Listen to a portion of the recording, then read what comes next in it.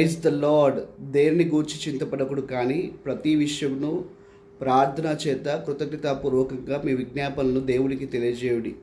ఫిలిప్పీలకు రాసినటువంటి పత్రిక 4వ అధ్యాయం 6వ వచనంలో మాట ఇది. చింతించడం వల్ల మనలో ఉన్నటువంటి ఆవేదన, ఆక్రోధన మరింత ఎక్కువగా చేయబడతాయి. అవి మన హృదయాన్ని మరింత కలతకు, కన్నీరుకు దారితీస్తూ ఉంటాయి. అయితే వాటిని దేవుడికి తెలియజేయడం వల్ల ఆ చింత నుంచి నివారణ కలుగుతుంది, నివృత్తి కలుగుతుంది. ఆ చింత నుంచి విడిపించబడి మరొక గొప్ప ఆనందాన్ని అనుభవిస్తాం. అలాగే బైబిల్లో చాలామంది తమ కొన్ని చింతల్ని దేవుని పైన వేసినట్టు వాక్యం మనకు చాలా చక్కగా కనబడుతుంది. అబ్రహాము తాను సంతాన విషయమై దేవుని వేడుకున్నాడు.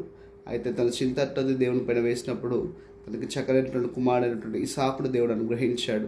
ఇసాకు మూలంగా ఇశ్రాయేల్ అనేటువంటి గొప్ప దేశమే కలిగిందని మన అందరికీ తెలుసు. అలాగే ఉదయకాల సమయం మాటలు వింటుండగా నీ చింత ఏదైతే ఉందో ప్రభువుకి ఇచ్చినట్టయితే ఆయన నీకు సమాధానం నుంచి సంతోషం